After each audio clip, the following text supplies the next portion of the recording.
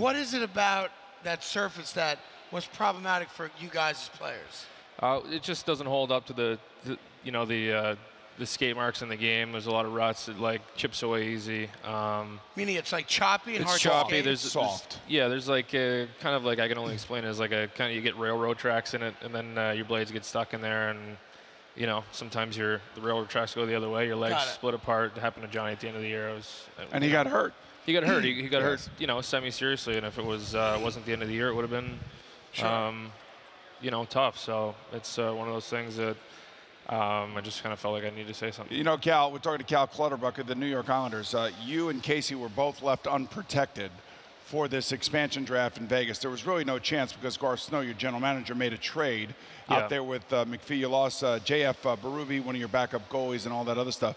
Did they call you and say, look, we're going to expose you, but we're not going to lose you?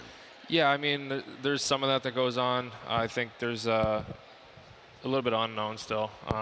Obviously, when it was announced that Garth had made the trade, I think we all kind of breathed a sigh of relief. And I think he called a couple guys to let them know that, they were unprotected, but they were safe. So just kind of a weird thing, honestly. It's kind of a different situation. I think as a pro athlete, you're always prepared to, get traded and move on. But, a lot of times when that happens, the writing's on the wall beforehand. And even with this draft, it was like there's guaranteed to be a guy from every team going. Well, and that's really it. You're talking about the expansion to Las Vegas and every team having to make a certain number of guys available so that they could stock their franchise with players. Well, and Cal and Casey Cizikas, two of their more popular players, were exposed, but Garth Snow made a trade with Vegas to protect them, even though they were exposed. I could see that. But that's the point, though. Like, if you buy a house, in Manhasset, I mean, you're investing in the community that you're playing in. Just got a nice contract extension. The last thing you expect is to be James Neal, who's one of the best players on Nashville, to have to pick up his family now and move to Vegas. Yeah, definitely. Not these things weren't very clear in December and January when I was looking into doing a lot of these things with trying to settle down and try and root my family. So it was a weird time. It was a weird season, difficult kind of year. You know what I'm hearing? I think the fans like this aspect of what you're saying. You want to be a New Yorker. Yeah, well, I enjoy it here. I enjoy where I live, and so does my family. Even though you guys have not had the success you want as a player, you have fallen in love with New York. And if you could dictate your own career, you stay in New York. Yeah, but they're close. They're getting close and closer as the days go by, because I think Garth Snow is going to make a couple trades here.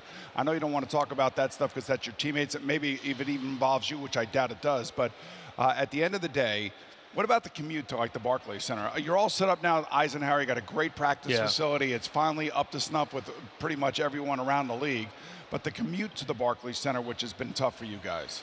Well, we just got used to the Coliseum. We were a little spoiled with like an 8-minute drive to the rink with no traffic. Everybody was kind of driving the other way. So we went from that extreme to the next, to driving into Brooklyn to play games, and it's not great, but I get used to it. I would say this about that. I'm used to it now. I tell you, you're going to Belmont in a couple of years, so good luck with that from a traffic standpoint.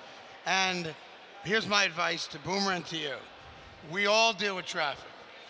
As soon as a ball player, a hockey player, and you have not complained about it publicly, complains about traffic, you lose everybody because we're sitting in the same crap, even worse. So you had it good.